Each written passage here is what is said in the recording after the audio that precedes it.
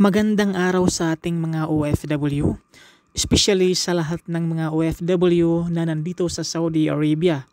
So, paano nga ba tayo makapag-add ng money dito sa ating MobilePay? So, add money, and then paano nga ba din tayo makapagpadala dito sa lokal inside Saudi Arabia? So, unang-una mga kabayan, ay i-open po natin yung ating MobilePay and then mag-log in. Sa mga wala pa pong MobilePay ay pwede ba kayong mag-install dyan sa ating Play Store or App Store. So mag-login po tayo sa ating MobilePay. So ito na po yung aking account dito po sa MobilePay. Diyan po yung aking pangalan, diyan po yung aking balance. So mag-add money po ako. Kukuha po ako ng aking pera doon po sa aking bank account dito po sa Saudi Arabia. So click add money. And then click debit or credit card. Ayan, and then mag-type po tayo ng amount kung magkano po yung ating kunin na pera. Okay? So 100, 200, 500, so kahit magkano po ang inyong kuning pera, pwede po dito sa MobilePay mga kabayan. So akin po ay 10 SR lang po. Kahit maliit po ay pwede po, hindi po katulad sa StaceyPay ay hindi po kayo makapag-add money ng maliit na amount. Dito po ay kahit magkano po ay pwede po tayong mag-add ng money or kumuha ng pera doon po sa ating bank account.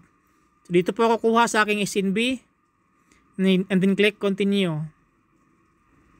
Ayan po, confirm details, confirm, and then lagay ko po yung aking biometric or OTP. Ayan, CVV. Lagay ko po yung aking CVV.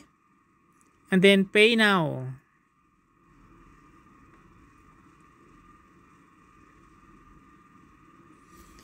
Ayan, lagay ko po yung aking verification code na mag-send po sa aking mobile number. Ayan po. And then, click confirm. So, ayan, success yung ating pagkuha ng amount, no? Or yung pera. So, kumuha po tayo ng 10 SR sa ating SNB account or SNB bank, bank account. So, i-back po natin kung magkano na po yung ating balance dito sa, sa MobilePay. Ito na po yung ating balance dito sa ating MobilePay. Kanina po ay meron tayong 7 SR. So, ngayon po, nagiging 17 SR. So, ngayon, paano po tayo makapagpadala through MobilePay papunta sa ating bank account dito po sa Saudi Arabia? Ito po ay local lang po mga kabayan ha. Pwede pong international. Again, pwede pong international. Ayan. Sa international po mga kabayan ay yung charges lang po ay 11 real. Ayan po. Transaction fee 11 real plus VAT 15% ay 1.65. Kahit saan po sa Pilipinas mga kabayan, Palawan, Cebuana, Emulier, or kahit any bank account, no? Sa Pilipinas, pwede po dito sa MobilePay mga kabayan. So yung palitan po ngayon mga kabayan sa 1 real dito po sa MobilePay ay 15.26 in piso. Okay. So medyo mataas po dito yung palitan sa Saudi Riyal mga kabayan kumpara po sa ibang padalhanan. So ngayon po mapapadala po ako local.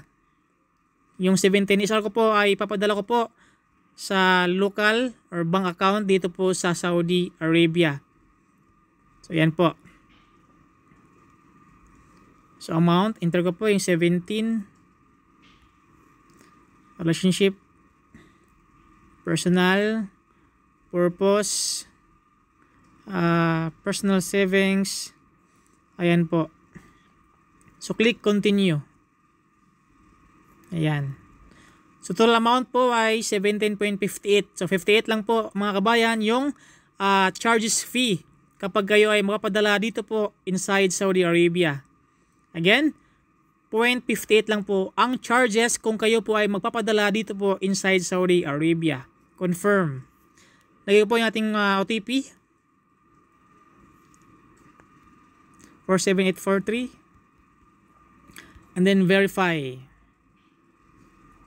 yung ating PIN code.